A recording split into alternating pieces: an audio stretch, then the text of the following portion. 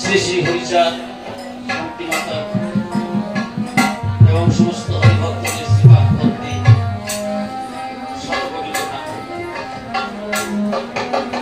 আমাকে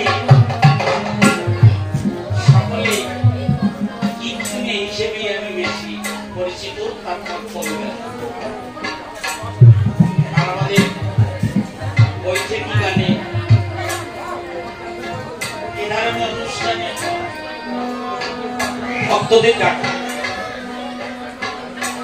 আমি আসি এইরকমই হবে।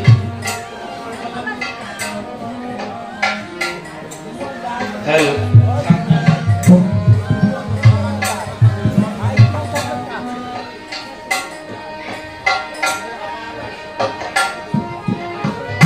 আমাকে বলে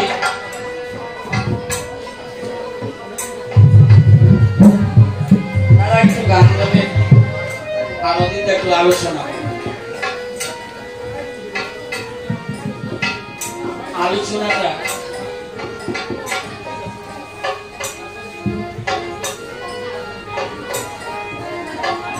প্রদীপ যদি জ্বলাতে হয় তৈরির প্রয়োজন, সত্যের প্রয়োজন, তারপরে দেশলাই দিয়ে ধরাতে হবে, তবেই আলো হবে। আজকে সমস্ত ভক্তদের শ্রীপাদ পদ্মে প্রণাম জানিয়ে ওই সঙ্গীতের ভিতরে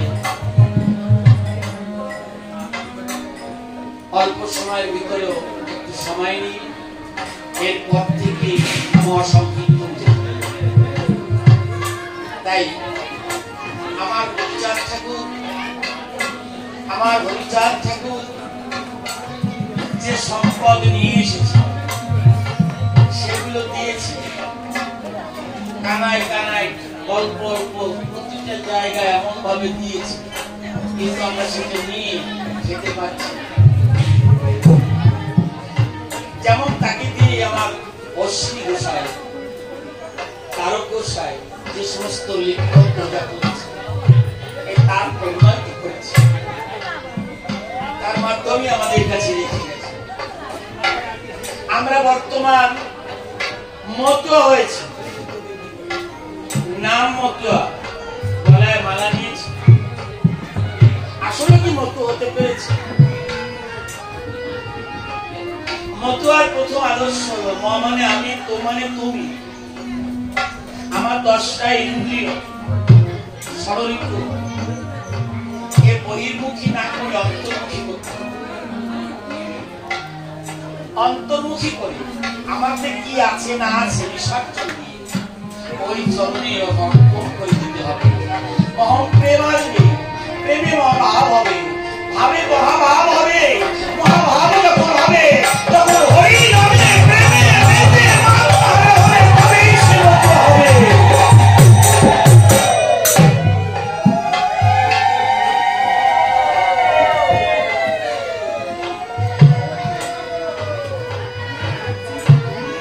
আমার মতুয়ার বাজারে চুল দেখে অহংকার করে বলেছিল, গুরুচাঁদ ঠাকুর বলছিল, অনিবারণ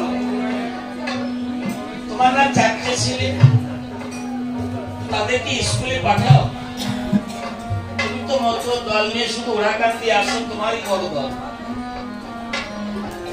এতে কি হবে? এতে কি আমার বাবার কোনো কাজ হবে? আমার বাবার কাজ করতে হলে তোমার ঘরে যে সন্তান সন্ততি এসছে ওদের শিক্ষা স্কুলে পাঠাবো। নিবারণ কই না বাবা, বললো স্কুলে যায় না, ছেলেমেয়ের কথা শুনে না। গুরুচাঁদ বলছে তোমরা ওড়াকান দিয়ে আসো, আমার বাবা বলে ডাক দাও, আমার কাছে বসো, আমি তোমাদের কথা শুনি না। আমি যদি তোমাদের কথা শুনি তাহলে তোমার ছেলেমেয়েরা তোমার কথা শুনবে না কেন? বাবা ওরা মানুষ হবে না, খালি কথা হইয়ে কাজ হবে না, কথা দেয়। গুরুচাঁদ বলছি নিবারণ ভুল বলছি, বাড়ি যাও, তোমার ছেলেরা যদি তোমার কথা না শুনে, আমিও তোমার কথা শুনবো না।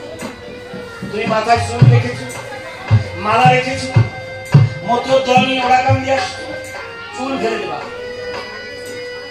পরামানিক ডেকে নিয়ে এলো, ওরা কান্দি বসে নিবারণে মাথা মুড়িয়ে চুল ফেলে মালা কেড়ে নিয়ে খালি গায়ে বাড়ি পাঠিয়ে দিল। যাও।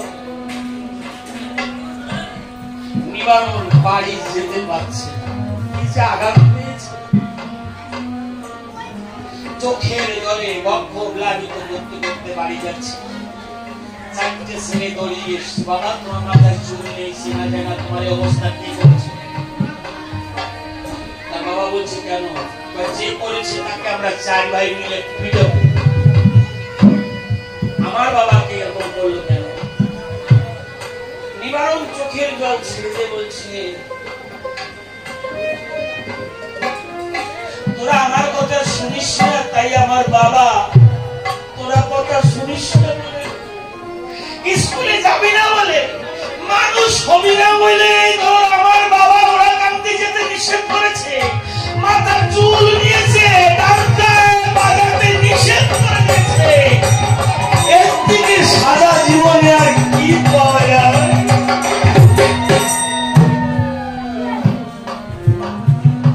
খালি ডঙ্কার দল নিয়ে মাতাম দেবা, মৎস্য খাওয়া, বড় বড় কথা বলবা, নিজের ছেলে মেয়েদের মানুষ করতে পারবা না। গুরুচাঁদ ঠাকুরের কথা হলো, তুমি খাও আর না খাও তাতে দুঃখ নেই, ছেলে মেয়েদের মানুষের মতো মানুষ করা, আমি এটাই তোমাদের কাছে ভিক্ষা চাই। নিবারণের 4টে ছেলে, তার বাবার ওই দৃশ্য দেখে চোখের জল ফেলে পায়ে পড়ে 4 ভাই প্রতিজ্ঞা করছে, বাবা আমরা আগামীকাল থেকে স্কুলে যাবো, তোমার ওরা কান্দি যাওয়ার রাস্তাটা ক্লিয়ার করবো।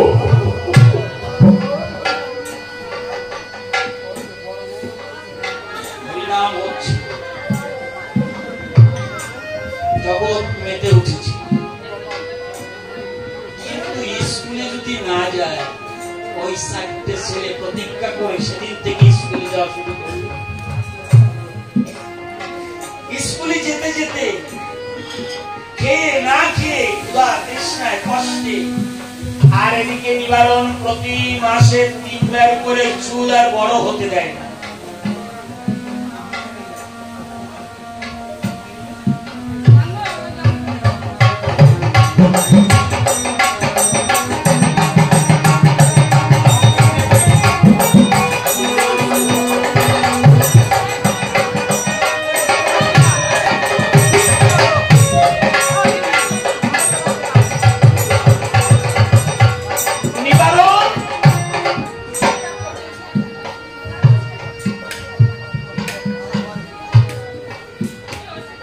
তার 2টো ছেলে বিয়ে পাস করেছে।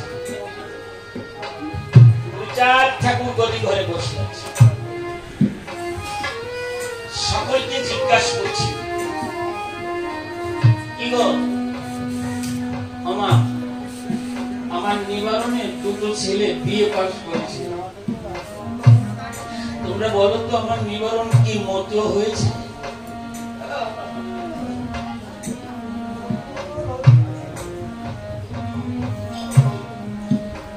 কেউ নালিশ দিও না, আমার যে ব্যথা, আমার নিবারণ কি আমি মতো খাতির থেকে নাম কেটে দিয়েছি, তোমরা বলো না 2টো ছেলে বিয়ে পাস করেছে, আমার নিবারণ কি মতো হয়েছে?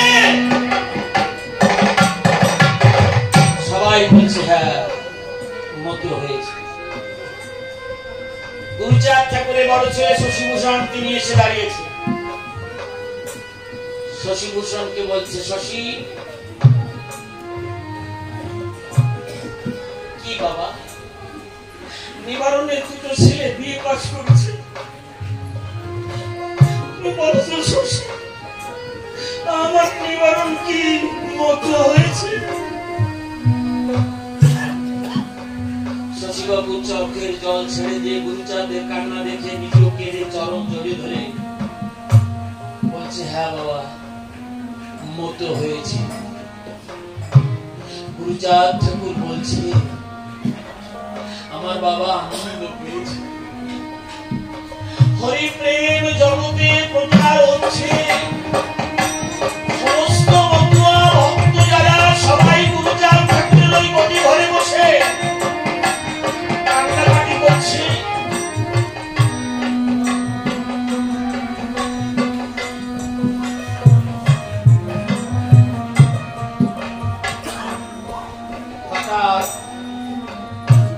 গুরুচাঁদ বলছে, আসো ভাত খাবা মা।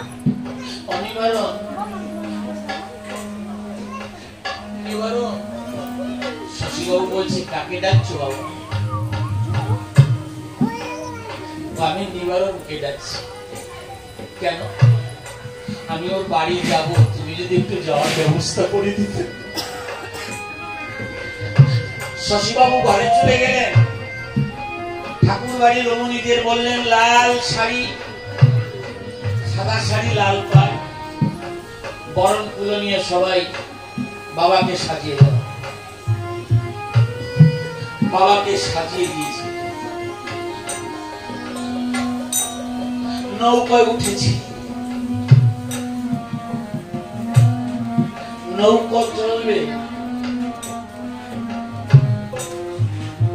মাঝি বিশাল নৌকা খুলে দিল। গুরুচাঁদ বলছে, সবাই উঠেছে, এ নৌকা কাতলিয়ে যাবে নিবারণের বাড়ি। ওরাকান্দি থেকে জয় জুমর দিয়ে, জয়ের ধ্বনি দিয়ে নৌকা খেলা ছেড়ে আসছে।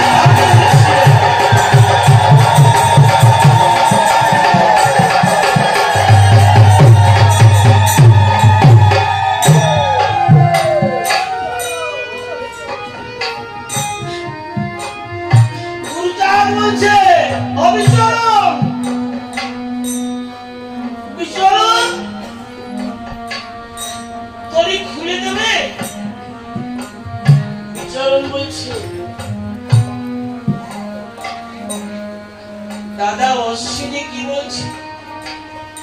গুরুচাঁদ বলছে, অশ্বিনী নৌকা খুলে দিবে, চোখের জল ছেড়ে দে। বলছে, হ্যাঁ বাবা, নৌকা খুলে দাও।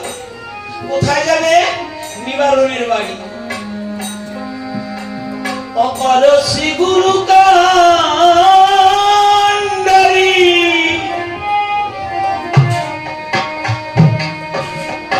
হরিনা নামের তরি হরিব বলে তরি খোলে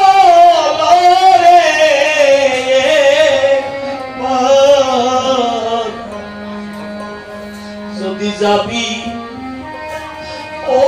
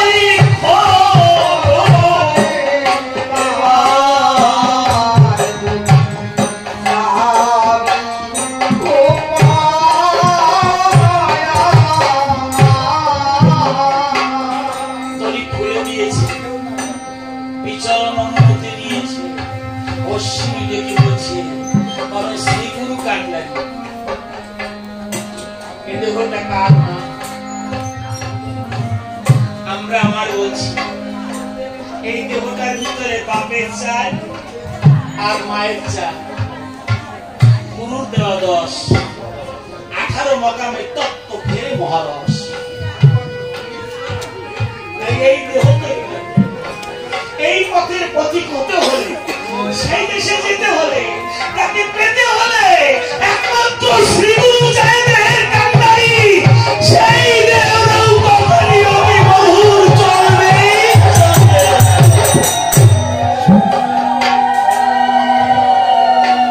আমার অশ্বিনী চোখের জল ছেড়ে দেবে মরে চোখের হালি কাটাবো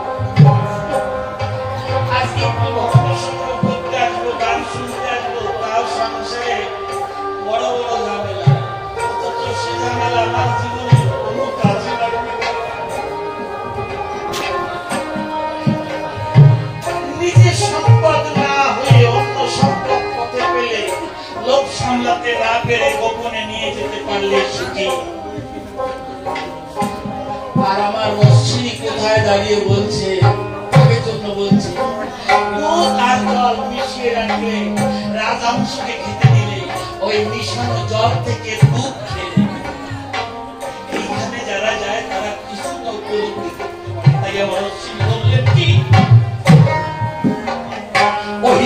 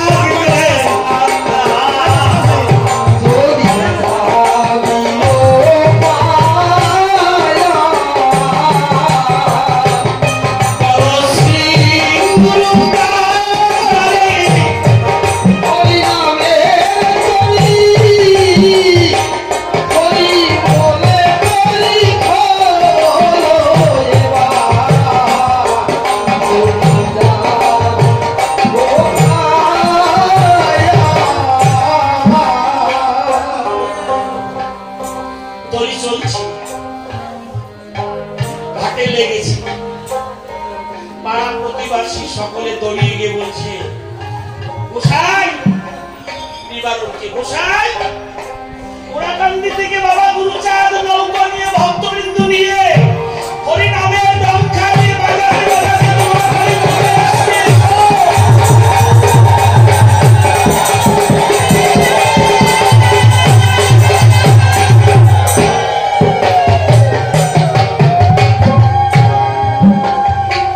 নিবারণ বসে বলছে চোখের জল ছেড়ে দিয়ে আমি এমন কোনো কর্ম করি নাই যে আমার মতন অপরাধীর জন্য বাবা গুরুচাঁদ আমাদের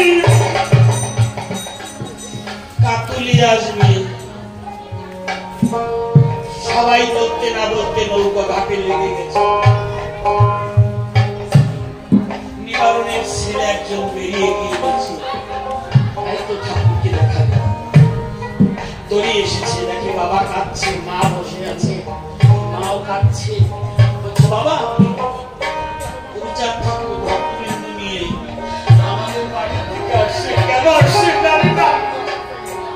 বলছে না, হ্যাঁ বাবা। ওর মা বলছে ব্যস্ত হয়ে প্রদীপ ধরা, দুধ ধরা, বস্ত্র বিছিয়ে দে বাবা নদী আসছে। এতদিন পরে কি বাবার করুণা হয়তো হলে হতে পারে। ভক্তবৃন্দ নিয়ে সবাইকে নিয়ে নামিয়ে এখন যাত্রা গুরুচাঁদ করছে। আমার অশ্বিনী সমস্ত ভক্তদের বলছে তোমার একটা কাজ করো, গুরুচাঁদকে করণে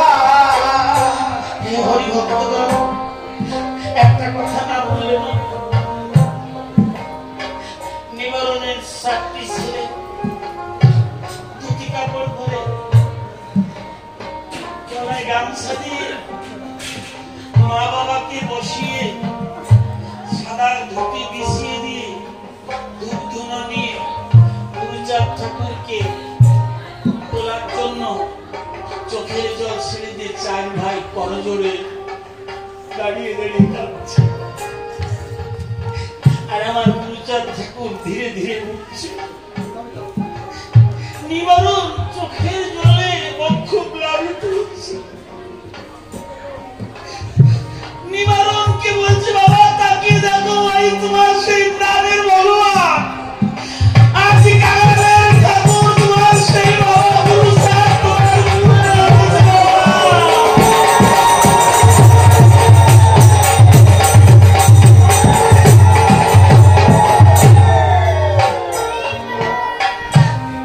নিবারণ নিজেকে ধরে রাখতে না পেরে গুরুচাঁদ ঠাকুরের ওই চরণে কাপড়ের উপর দিয়ে পড়েছে। গুরুচাঁদ ঠাকুর সিংহের মতন গর্জন করতে বলছে, আমার পাও স্পর্শ করবি না তুই দাদা। নিবারণ দাঁড়িয়ে করছে, বহুদিন পর বাবাকে চরণ স্পর্শ করতে পারলাম না।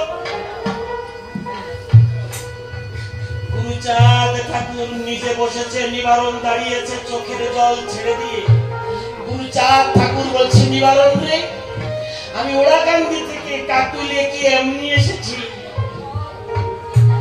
ওরে তুই দুটো ছেলেকে বিয়ে পাস করেছিস, আমার বাবার কথা রক্ষা করে